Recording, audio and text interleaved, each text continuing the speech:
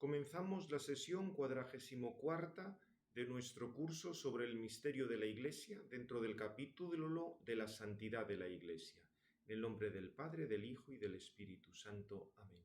Sancta María sede sapientiae, ora pro nobis.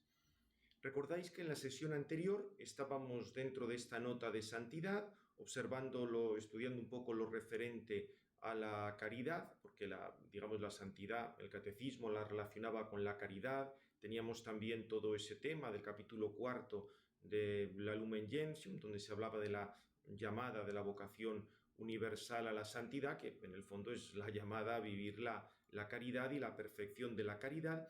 Habíamos indicado toda una serie de aspectos del desarrollo de antropología teológica de la virtud de la caridad, según Santo Tomás, y nos quedaba ya, decir unas cuantas cosas sobre la noción de perfección de la caridad para entrar luego en los diversos estados dentro de la Iglesia, precisamente que se diferencian por el modo en el que se realiza ese desarrollo de la caridad, de esa llamada a la perfección, a la santidad.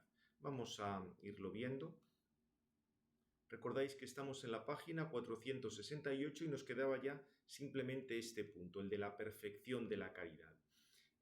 Aquí os recuerdo, esto lo hemos visto ya, la clave de la santidad y la clave de la perfección siempre está en la caridad, pero ¿cómo se perfecciona la misma caridad? Y aquí hay que hablar pues, de una serie de grados o de una serie de modos en los que esa caridad pues, se va desarrollando y alcanza lo que se denomina perfección. Fijaos que si entendemos por perfección absoluta, en el sentido de amar a Dios, tener esa amistad con Dios, todo lo que pueda el que ama y que sea adecuada a lo amable que es Dios, esto es imposible para una criatura, porque evidentemente abarcar toda la amabilidad de Dios solo lo puede hacer Dios mismo, igual que conocer absolutamente a Dios solo lo puede conocer Dios mismo. O sea que diríamos ese nivel de perfección de la caridad como una amistad con Dios está fuera de nuestro alcance y de cualquier otra criatura, no solo de un hombre sino de un ángel. Ahora, hay otro nivel, una perfección de la caridad en el sentido de amar a Dios totalmente por parte del que ama, o sea que todo el afecto del que ama esté volcado a Dios. Esto sí es posible para una criatura, pero no es propio de este mundo, porque en este mundo, tenemos otra multitud de cosas, tenemos multitud de sensaciones, de estímulos, de ocupaciones, entonces eso es propio de los bienaventurados que están ya en el cielo. Lo que sí es posible en este mundo es excluir todo aquello que se opone al movimiento de amor a Dios. Es decir, excluir aquellas cosas que nos van a separar de Dios o que se van a contraponer a ese amor a Dios. Y diríamos aquí, el nivel básico, de esta perfección de la caridad, es excluir aquello que destruye la caridad, o sea, excluir el pecado mortal. Y este nivel de perfección de caridad, este grado de caridad, por así decir, es necesario para salvarse. O sea, tenemos que tener ese deseo de destruir todo aquello, de apartarnos de todo aquello que nos lleve a romper con Dios, rechazar el pecado mortal. Ese nivel de perfección de caridad es necesario para salvarse. Pero hay otro grado superior que consiste en eliminar no solo el pecado mortal o lo que rompe con Dios, sino eliminar aquello que impide que el afecto de la mente se oriente totalmente a Dios. Eso es lo que habitualmente se denomina perfección de la caridad. O sea, quitar aquellas cosas que podrían separarnos, que podrían desviarnos de estar pendientes de Dios. Ya hemos dicho que, esto de una manera absoluta en este mundo no se puede, pero sí se puede ir quitando toda una serie de cosas que nos pueden, dificultar o que nos pueden distraer de ese amor a Dios, aunque en sí mismas no sean pecados mortales. Esta sería un poco la idea, si lo ve Santo Tomás, del mandamiento del Señor: sed perfectos como vuestro Padre Celestial es perfecto, que como veis no es que tenga una medida superior. Desde aquí se puede crecer indefinidamente. O lo mismo cuando se formula el mandamiento de amor al prójimo como a uno mismo. Eso puede crecer porque nosotros nos amamos máximamente a nosotros mismos. Fijaos que en la búsqueda del fin, en cierto modo hay algo que es sin medida, porque buscamos el fin tal cual, o sea, buscamos el fin absolutamente. La medida viene en qué medios concretos digamos, ponemos para cada caso. Fijaos en el ejemplo, si nuestro fin es llegar de esta ciudad a esta otra, el llegar a la ciudad de nuestro destino, en ese sentido es algo absoluto. O sea, ahí no es que queramos llegar un poco o no llegar un poco, no, tenemos que querer llegar sin más. Ahí diríamos no hay medidas. La medida estará cómo llego a esa ciudad, voy directamente, doy un rodeo, voy andando, voy en coche, voy en burro, voy en avión, ahí ya sí que entrará un poco los medios, pero diríamos respecto a la búsqueda del fin, ahí sí que no puede haber medida. La medida será de qué manera me dirijo a ese objetivo. Y ahí es donde aparecen las diversas situaciones, vocaciones, elecciones de Estado, como lo queráis llamar. Entonces, fijaos que en la Escritura, junto con los mandamientos, cuyo fin es la caridad, aparece también otra serie de indicaciones que se han denominado consejos evangélicos. Aquí estarían los principales: pobreza, castidad y obediencia, pero se pueden incluir otros: ayunos, vigilias, penitencias de diverso tipo, o sea, cualquier otra cosa que nos puede ayudar a desarrollar más la caridad. Todas estas cosas pueden practicarse con voto, con una promesa, con un compromiso o sin voto. Y fijaos que son siempre instrumentos al servicio de la caridad, porque propiamente lo que se busca es la caridad, el amor de Dios, y estas cosas son elementos o son prácticas que ayudan a quitar los obstáculos que o bien impiden o bien dificultan esa caridad. Por ejemplo, las riquezas, puede darse un amor desordenado a las riquezas. Entonces, obviamente, el consejo evangélico de pobreza te quita ya esa cuestión del amor desordenado a las riquezas porque has prescindido de ellas. Diríamos que sería eso una facilitación, un ayudar a desarrollar más la caridad sin verte distraído por otras cosas. También el matrimonio o el oponerse de negocios seculares, por supuesto que de por sí no se opone a la caridad. El matrimonio es un sacramento, ¿cómo se va a oponer a la caridad? Y el mismo Santo Tomás citaba en este sentido a los patriarcas del Antiguo Testamento, que habían estado casados, o grandes pastores santos. Citaba a San Ambrosio, que habían tenido que manejar la administración y el uso de las riquezas. Lo que pasa es que en cualquier caso, dice Santo Tomás, estos consejos de pobreza, castidad o celibato y obediencia son muy útiles para avanzar en la caridad y de por sí la facilitan en gran medida. Otra cosa es que luego el que los profese, pues de hecho los aproveche o no los aproveche. O sea, no quiere decir que automáticamente el que profese estos consejos vaya a ser más santo, vaya a tener más caridad que el que no los haya profesado. Evidentemente eso luego ya dependerá de multitud de factores, de la decisión de la voluntad, en fin, de la ayuda de la gracia, de toda una multitud de cosas. Pero en principio son medios que ciertamente ayudan, son instrumentos que ayudan para estar más pendientes de Dios, para vivir de una manera como más exclusiva esa amistad en la caridad. Por eso, digamos, es muy útil no tener la preocupación de las riquezas o todo lo que conllevan los cuidados en torno al matrimonio, la familia, etcétera, o la entrega de la voluntad mediante la obediencia. Y lo mismo si hablamos de la perfección del amor al prójimo. Pues digamos, estos consejos también son útiles para que el que los profesa se pueda dedicar a un número mayor de personas, incluso abarque a desconocidos o a enemigos de la manera más práctica y más concreta posible. O sea, esta extensión se ve muy favorecida por los consejos. Esto Santo Tomás lo trata con mucho detalle en esa obra tan interesante sobre la perfección de la vida espiritual. Aquí va analizando un poco en qué sentido cada uno de los consejos nos va ayudando más al amor a Dios y al amor al prójimo. Repito, que no es que sean absolutamente necesarios para vivir el amor a Dios y el amor al prójimo, pero ciertamente son una ayuda pues, para vivirlo de una manera como más exclusiva o más centrada en Dios y en el prójimo. Esa es un poco la idea, ya digo, en esa obra, en el De Perfectione Vitae Spiritualis de Santo Tomás, lo tenéis con mucho detalle. Entonces, supuesta ya lo que hemos visto, esta raíz de la santidad en la Iglesia por la caridad, podemos ver cómo en el fondo la diversidad que se puede dar entre los miembros de la Iglesia, que por supuesto la diversidad siempre es menor que la unidad, o sea, es mucho más importante esta posesión en común de los bienes sobrenaturales que otras cuestiones de cómo se realizan o de cómo se busca esa caridad. Entonces, la diversidad entre los miembros de la Iglesia va a venir por la manera en que se realice la virtud de la caridad. Los diversos contextos, el resto de las virtudes y actos a los que la caridad vaya a informar. Porque acordaos siempre que la caridad tiene que informar absolutamente todos los actos en todos los estados de vida, sean laicos, casados, religiosos, ordenados, o sea, siempre todo tiene que estar informado por la caridad.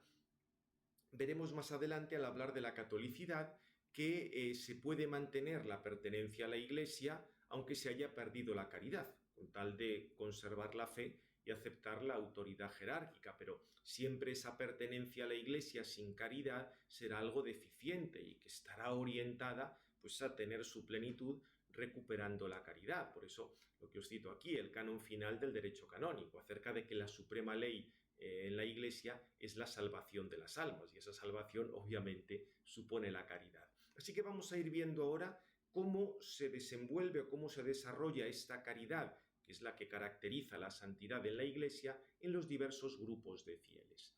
En el caso de los fieles ordenados, aunque esto diremos más cosas al estudiar el tema de la apostolicidad y la jerarquía, la característica es que pueden realizar la tendencia de la caridad a compartir y difundir a los otros los bienes divinos. O sea, porque la caridad siempre nos lleva pues, a compartir, a difundir el bien unos a otros. En el caso de los fieles ordenados, ese compartir tiene que ver con los bienes directamente sacramentales, porque los caracteres sacramentales del orden les permiten actuar para comunicar de manera eficiente la gracia, al menos en el nivel del episcopado y del presbiterado. También, por supuesto, los diáconos se administran el bautismo, etc. O sea que, diríamos, hay una comunicación de esos bienes espirituales. O sea, todos tenemos, ordenados o no ordenados, está, digamos, por la caridad esa tendencia a comunicarnos los bienes de la gracia unos a otros, solo que será mediante la oración, el consejo, la ayuda mutua. En el caso de los ordenados,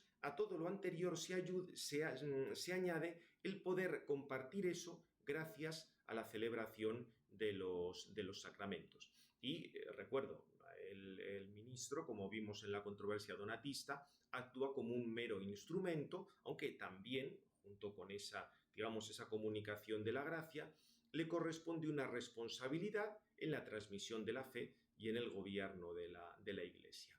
Lo que pasa es que es muy importante recordar esto, que la causa principal de la comunicación de la gracia es Jesucristo, y la función de los fieles ordenados no quiere decir que estén en una situación de mayor participación sobrenatural. O sea, los caracteres sacramentales del presbiterado y el episcopado, por ejemplo, permiten que estos fieles ordenados realicen de manera esencialmente distinta el sacerdocio de Cristo, porque solo los que han recibido el carácter del orden pueden realizar con fichere la Eucaristía. Repito, siempre como instrumentos, porque quien celebra, quien consagra, es el mismo Cristo. Pero la caridad y los restantes dones sobrenaturales no son esencialmente distintos del resto de los fieles. O sea, todos tenemos esa participación de los dones sobrenaturales. Lo que pasa es que en el caso de los ordenados, diríamos, estará vinculado a que van a tener que celebrar los sacramentos, a que van a tener que transmitir la fe de una manera oficial, que van a tener que guiar la comunidad, o sea, el servicio ese pastoral que tienen. Por eso se puede hablar de una caridad pastoral, pero esencialmente es la misma caridad de un bautizado. Lo que pasa es que adquiere como esta relación peculiar por el sacramento del orden, pero no es que sea más santo por el hecho de tenga más caridad por el hecho de haber recibido el sacramento o no, no. Digamos, ahí dependerá pues, de su respuesta a la gracia, de también cómo le vaya ayudando el Señor, en fin, de multitud de cosas. Aquí también os recuerdo, al poder realizar una serie de actos tan vitales para la Iglesia, es lógico que ellos mismos estén obligados por un título nuevo y en ese sentido distinto del resto de los fieles a una mayor perfección. Y así aparece desde los inicios de la Iglesia cuando se exigen una serie de requisitos para los ministros. Acordaos que lo de la obligación simplemente lo que quiere decir en Santo Tomás, esto es muy claro, algo es obligatorio cuando es necesario para alcanzar un fin. Dado que los ministros tienen como fin esta transmisión de la gracia, este acercar a las otras personas a Cristo, es evidente que para poder realizar ese fin, al menos hay que poder dar un cierto ejemplo, al menos no escandalizar. Esto te obliga pues a tomarte en serio muchas cosas. Por supuesto que ningún fiel cristiano debe dar escándalo y todos están obligados a no dar escándalo, pero es obvio que aquel que va a transmitir estos sacramentos, que aquel que va a celebrar los sacramentos, se exige pues que su vida sea especialmente acorde con aquello que está celebrando. Ese es el sentido de una especial obligación. Y también por ello cuentan con esa ayuda especial de Dios para realizar dignamente el ministerio. Esa es la gracia que otorga el sacramento del orden. Acordaos que el sacramento del orden otorga el carácter sacramental, que es lo que va a permitir realizar esas acciones, y la gracia para poder realizarlo dignamente, adecuadamente. Esa es la gracia del sacramento del orden, con toda la responsabilidad, la obligación de respuesta, etc. Pero ya os digo que su participación sobrenatural, o sea, en la fe, la esperanza y la caridad, no es esencialmente distinta del resto, porque la culminación lo más importante en la participación sobrenatural es la caridad, que es esencialmente idéntica en todos. Que en los ministros adquirirá la modalidad pues, de ese servicio pastoral, en los casados de ese servicio matrimonial, bien, pero eso son ya modalidades, pero esencialmente es la misma porque es la amistad con Dios. Y en este caso es la misma caridad la que mueva a comunicar estos dones sobrenaturales al resto de los fieles. Por eso lo que os digo, en este sentido la caridad tiene un matiz o aspecto que se puede denominar pastoral, propia de pastores, igual que en los casados se puede denominar matrimonial o familiar, porque ahí, en el caso de los matrimonios, será esa comunicación del bien divino en el seno del matrimonio y la familia, no celebrando los sacramentos, sino instruyendo a los hijos en la fe, dándoles un ejemplo, orando por ellos y con ellos. O sea, como veis ahí, la caridad tiene esos otros matices. El siguiente bloque sería el de los fieles laicos. Aquí es la vivencia de la caridad en medio del mundo. Fijaos cómo lo resume Lumen Gentium en el número 31. Por laicos se entiende aquí a todos los cristianos, excepto los miembros del orden sagrado y del estado religioso reconocido en la Iglesia. Son pues los cristianos que están incorporados a Cristo por el bautismo, que forman el pueblo de Dios y que participan a su manera de las funciones de Cristo, sacerdote, profeta y rey. Ellos realizan, según su condición, la misión de todo el pueblo cristiano en la Iglesia y en el mundo. Bien. Diríamos aquí, este texto simplemente recoge la tradición plurisecular de la Iglesia al decir que los laicos, los fieles laicos, los seglares, buscan el reino de Dios cuando se ocupan de las realidades temporales y las ordenan según Dios. O sea, siempre, como veis, el centro tiene que ser la caridad. Aquí lo que se trata es que los asuntos de los que se ocupan sean informados por la caridad, estén movidos por la caridad, reciban ese influjo de la caridad. Y aquí, pues, esto es una cosa amplísima, actividades sociales, políticas, económicas, serán múltiples. Aquí, es una infinitud de cosas, de situaciones en las que pueden darse, pero siempre estará ese deseo de comunicar el amor a Dios, también del apostolado, de difundir la fe cristiana, etc. Especialmente cuando son fieles laicos que viven en una sociedad pues, que es prácticamente pagana. Diríamos que desde el punto de vista de la misión sacerdotal de Cristo, los fieles laicos poseen el carácter del bautismo y la confirmación, con lo cual pueden ofrecer toda su vida a Cristo, se unen a la ofrenda de Cristo en la celebración de la misa. En el caso de los que están casados, el mismo sacramento del matrimonio tiene esa fuerza santificadora de la unión conyugal y se extiende a todo el ámbito de la familia. Sí, por supuesto, también pueden ser llamados a colaborar en algún ministerio, en alguna celebración litúrgica, pero eso siempre es algo más bien secundario. O sea, como os digo aquí, desenfoca toda la cuestión pensar que esas actividades de colaboración litúrgica con los ministros son lo más central en su unión con la misión sacerdotal de Cristo. O sea, como si el estar más metido en la sacristía fuera la esencia del sacerdocio bautismal. No, la esencia del sacerdocio bautismal es unirse a Cristo en la ofrenda de la misa, no estar, digamos, de palique continuamente con el cura o con la sacristana y pensando que así, cuanto más metido estás en todos los fregados de la parroquia, vives más el sacerdocio bautismal. No, mire usted, el sacerdocio bautismal tiene que ver con esa difusión de la caridad en las actividades que se realizan en el mundo y también, por supuesto, la unión en la ofrenda de Cristo en la misa, etc. Ahora, otro tipo de actividades que se realicen, pues de corte organizativo y demás, sí, pueden ser digamos, una expansión de esa caridad, pero eso no es lo esencial, ni muchísimo menos.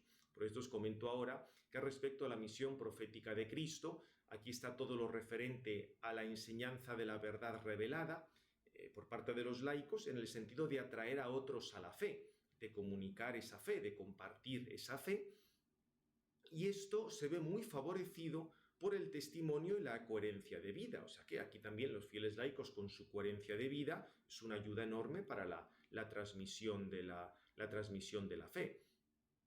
También es interesante la indicación del derecho canónico, que la recuerda luego el Catecismo en el número 907, del derecho y obligación que tienen los fieles laicos, según su conocimiento y competencia, de manifestar a los pastores sagrados su opinión sobre lo que pertenece al bien de la Iglesia, aunque obviamente sin pretender sustituir a los pastores. Pues esto es muy importante para que se dé pues ese diálogo, digamos, los mismos pastores de la Iglesia también siempre agradecen el que se les pueda comentar todo ese tipo de cosas y también si hay alguna cosa que se debe corregir o que ha hecho mal, diríamos, el pastor en cuestión, saber pues o bien corregirse o bien responder si lo que le está diciendo no es correcto. Bien, o sea, todo esto son cosas que evidentemente son muy útiles. Y si habláramos de la misión regia de Cristo, el elemento esencial, en este caso de los fieles laicos, de la vivencia de la caridad, es el vencerse a sí mismo para vivir en la libertad de los hijos de Dios. Y a partir de ahí, los fieles tratan de que las estructuras y con las condiciones del mundo estén alejadas del pecado y favorezcan en cambio la virtud y la caridad.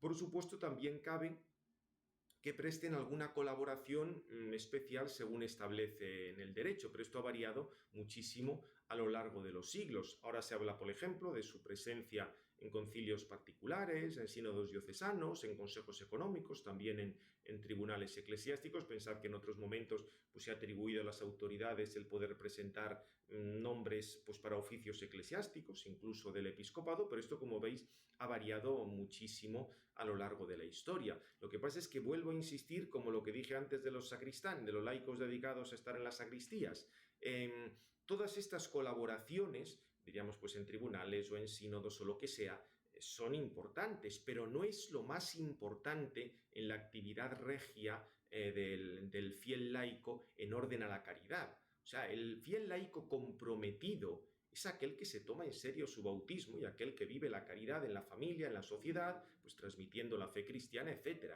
Bien, que luego también colabora en estas cosas, estupendo, pero lo que hay que evitar es la clericalización del laicado, porque la historia demuestra que la santidad de los laicos no ha venido al modo del rey sacristán ni mezclas de este tipo. Estos que están algunos aficionadísimos a meter las narices en todos los asuntos del clero. No, mire usted, o sea que sí, que se agradece mucho su ayuda, su colaboración, pero lo esencial es la vivencia de la caridad en su situación familiar, social, laboral, etc. Bien, pues con esto hemos visto ya la caridad en los fieles ordenados, la caridad en los fieles seglares, laicos, y pasamos ahora a la vida consagrada, que esta está caracterizada por los consejos evangélicos. Fijaos, esto lo resume muy bien Lumen Gentium. Aquí os comento que además de los fieles que han recibido el sacramento del orden y de los fieles laicos, existe otro grupo de fieles que se caracteriza por profesar los consejos evangélicos. Estos consejos, de los que diremos algo inmediatamente, se proponen a todos los fieles, o sea, como un medio de avanzar en la perfección de la caridad. O sea que en ese sentido cualquiera puede hacer uso de alguno de los consejos evangélicos. Lo que pasa es que lo que caracteriza a los religiosos o a la vida consagrada, si se quiere llamar así, es la profesión O sea, la estabilidad en esos consejos evangélicos. Y porque esto da lugar a lo que se denomina vida consagrada. Antes se ha empleado el término vida religiosa, solo que por las diversas variedades de esto pues se ha preferido más recientemente el término vida consagrada.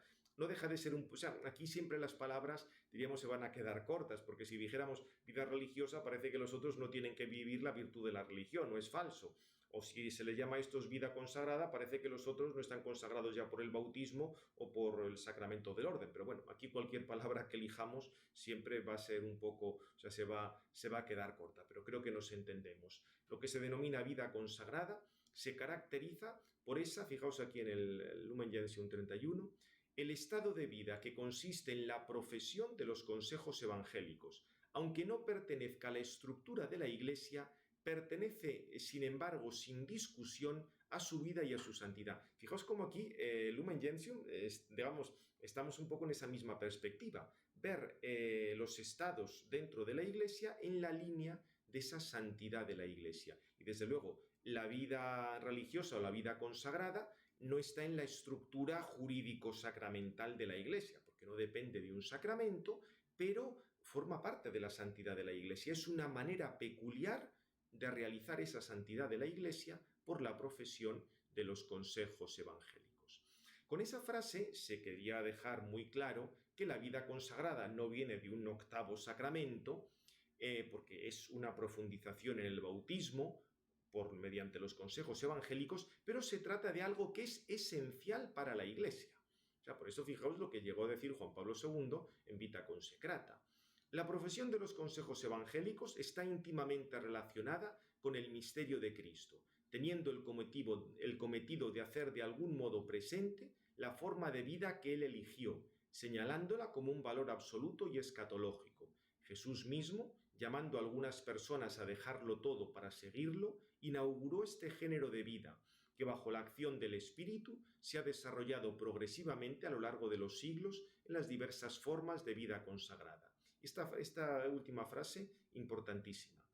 El concepto de una iglesia formada únicamente por ministros sagrados y laicos no corresponde a las intenciones de su divino fundador, tal y como resulta de los evangelios y de los demás escritos neotestamentarios. O sea que, por tanto, es esencial que haya esta vida consagrada en la Iglesia. Ahora, ¿de qué manera? Eso habrá variado con los siglos. Fijaos que los inicios serían, por ejemplo, aquellas viudas completamente dedicadas al servicio de la Iglesia, que permanecían en celibato después de haber quedado viudas y a las cuales también atendía la misma Iglesia. Muy pronto comenzaron la institución de las vírgenes, digamos, los anacoretas, todas las formas de vida que luego se fueron organizando. Esto ha variado mucho a lo largo de la historia, pero esta estabilidad y esta dedicación por la profesión de consejos evangélicos, con los instrumentos jurídicos que haya habido en cada momento, esto es esencial a la misma Iglesia.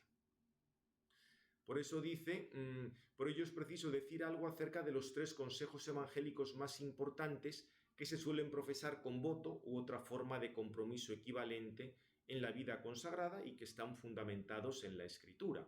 Respecto al celibato, digamos aquí el punto de partida es muy sencillo. Cristo era célibe. Toda su vida estaba orientada a ese reino de los cielos, que en última instancia ya vimos que el reino se identifica con el mismo Cristo. Y este significado, este celibato, tiene un significado para la Iglesia entera. Como la Iglesia es sacramento de Cristo y está llamada a imitarle, tiene que haber una determinada vocación, un estado de vida, una elección de vida en la cual esté el celibato.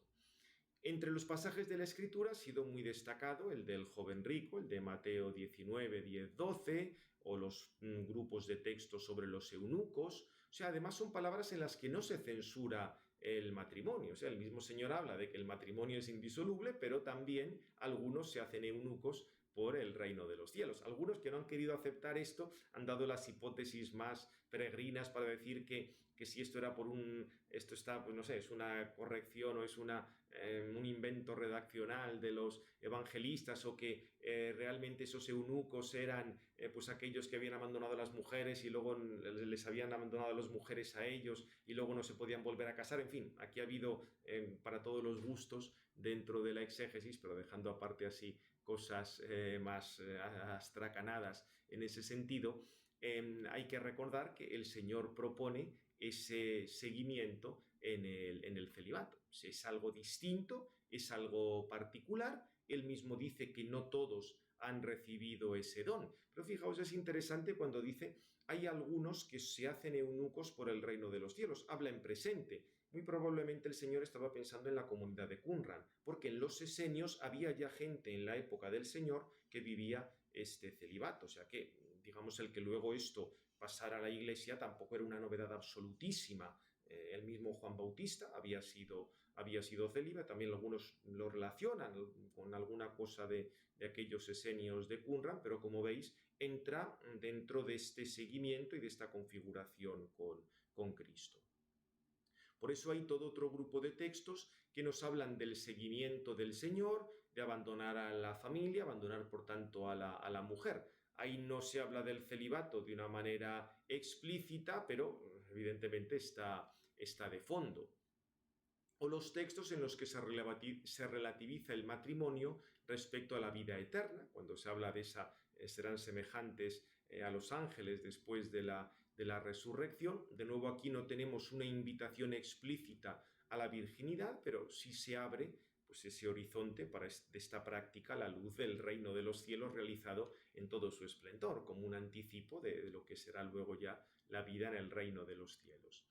Tenemos el capítulo de 1 Corintios 7, donde se habla con amplitud del matrimonio y la virginidad, donde ciertamente el apóstol da como consejo es el no tomar mujer. Algunos dicen que esto era una opinión personal de San Pablo. Bueno, la carta está respondiendo a una comunidad. Fijaos, es interesante esto porque es una respuesta a la comunidad de Corinto donde había de todo. En Corinto era una ciudad con un gran libertinaje moral, donde, la sexualidad estaba omnipresente y, por otra parte, como respuesta a eso, algunos habían dado el bandazo, diríamos, de corte rigorista. Por eso San Pablo tiene que decir, quien se casa no hace mal, está bien el casarse, pero también existe la posibilidad de vivir en celibato. O sea, San Pablo ahí pone un poco las diversas posibilidades, por supuesto según el don, según el carisma, según las capacidades de cada uno. También aparece el tema de la división del corazón que se va a dar en los casados, en el sentido de que van a tener que ocuparse de más cosas de la familia, de la casa, mientras que el célibe puede estar más dedicado directamente a Dios. Se supone, claro, que si se vive el celibato no es para estar dedicado al cotilleo o a cosas de estas, sino estar más dedicado directamente al Señor. Respecto a la pobreza, de nuevo el ejemplo es el de Cristo, que su vida estuvo envuelta en la pobreza, incluso desde su rescate ritual en Lucas 2:24, se le rescata con esa ofrenda de pobres. Muchos se quedan aquí y entienden que buscar una invitación a una pobreza religiosa sería como introducir dos categorías de cristianos, o algunos dicen que en el fondo los religiosos hacen lo que tendrían que hacer todos los cristianos renunciando a todos los bienes, o la invitación del joven rico como una invitación general. Lo que pasa es que fijaos que ya desde el principio hay, diríamos, propuestas distintas por parte del Señor. En el caso de Mateo, tiene que abandonar los bienes para seguir a Cristo. En el caso de Zaqueo, sigue con su familia y su trabajo, solo que actuando honradamente y con algunas ofrendas muy generosas. Claramente hay personas que abandonan los bienes para seguir a Cristo y otros que, aceptando a Cristo, sin embargo, mantienen sus bienes, su situación familiar, etc.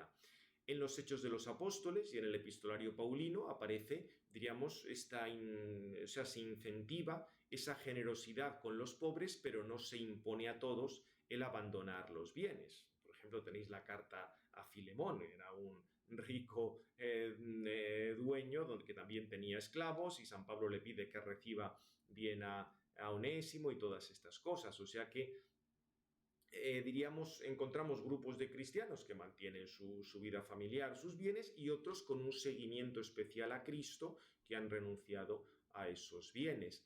Un caso podría ser la especial pobreza de San Pablo o las viudas consagradas al servicio de los pobres mantenidas por la comunidad, o el mismo caso de los misioneros itinerantes que vivían de las limosnas de los fieles. Diríamos que a los apóstoles se les impone un abandono semejante al de Cristo. No era una exigencia para todos los sucesores de los apóstoles, pero en el caso de los 12 es bastante claro. El texto más paradigmático, de nuevo, en Mateo 19, es el caso del joven rico. Aparece como un consejo, si quieres ser perfecto, o sea, si quieres llegar a toda esta caridad, emplear todos los mejores medios para vivir conforme a la caridad. Ya os digo que hay muchos autores que quieren quitar esto porque dice que se diría dividir a los cristianos en categorías, pero fijaos que se está hablando de que todos deben cumplir los mandamientos y hay un medio, diríamos, para desarrollar más la caridad, que es el abandono a los bienes. Esto no es cuestión de hacer categorías en los fieles, porque ya os he dicho que la unidad básica viene por la caridad. Aquí os aludo a algunas exégesis un poquitín peregrinas que se han hecho de lo del joven rico, diciendo que la respuesta a la primera pregunta es como la respuesta a la tercera, pero tampoco vamos a entrar mucho en esto. En realidad, diríamos, esta posibilidad de abandonar los bienes para estar más centrado en el reino de los cielos, creo que es una posibilidad que se ofrece, y cuando se profesa de una manera estable, mediante los votos, pues tenemos ese especial estado en la Iglesia.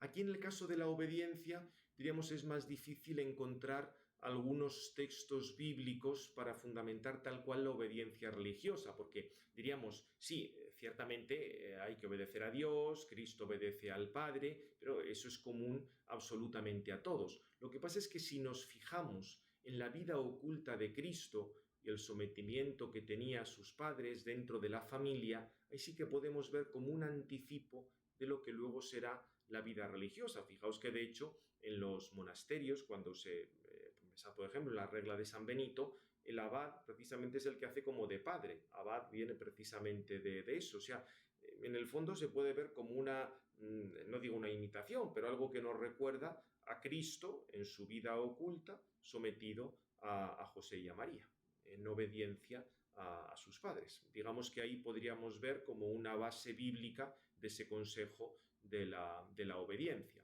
También, por supuesto, se puede ver la vida de Cristo como obediencia total al designio del Padre, el siervo sufriente y obediente a Yahvé, y digamos todo ese tema del servicio de Cristo. Pero ya os comento que esto es más común absolutamente a todos los cristianos. Por eso yo creo que se encuadra mejor la obediencia de Nazaret, teniendo en cuenta que era un hogar virginal, no era una situación cualquiera y era como, digamos, un cierto modelo en algún aspecto de lo que luego será la vida religiosa. Por otra parte, el carácter de la obediencia de Jesús, total, va mucho más allá de lo que se les puede exigir a las personas en general. O sea, la obediencia a Dios compromete a todo cristiano, pero la obediencia de la vida religiosa está vinculada a la profesión de una determinada regla, en un determinado ambiente, etc. Por eso ya os digo que es una obediencia distinta de la virtud general de la obediencia. Que le pueda interesar alguna cosa de estas, en la página de Academia subí un artículo sobre la manera diferente de plantear la obediencia en San Ignacio de Loyola y en Santo Tomás de Aquino, y ahí salen cosas un poco de todo este tema. Si eso os pongo luego en la descripción de este vídeo el enlace. Pues ya por último, recordar un poco cómo esto se fue desarrollando en la Iglesia.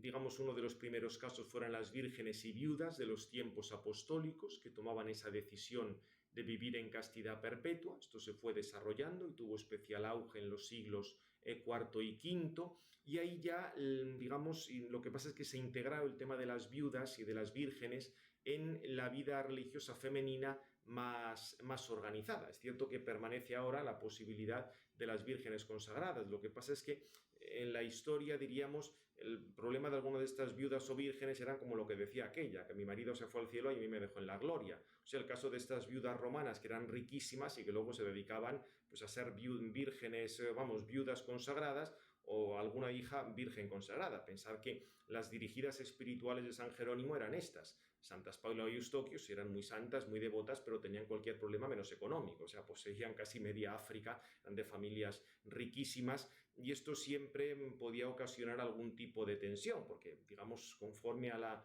los estatutos o la pretensión de la nobleza romana en su época, también querían a veces interferir en asuntos eclesiásticos, y de ahí que la tendencia es que al final mejor era organizar el tema de viudas y vírgenes en la estructura de una vida religiosa que ya desde el siglo IV, V se va organizando mejor.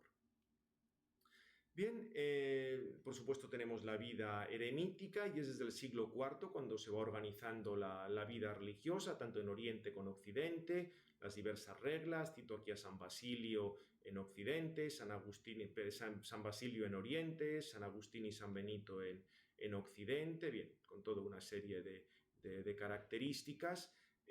Tenemos luego en los movimientos de reforma de la Edad Media, todo lo referente a las órdenes mendicantes, la cuestión de si había, o sea, de la exención de los diversos monasterios respecto al obispo. Al principio los monasterios surgen muy vinculados a los obispos, pero luego cuando se organizan entre ellos se pide una cierta exención para, diríamos, que evitar interferencias del obispo.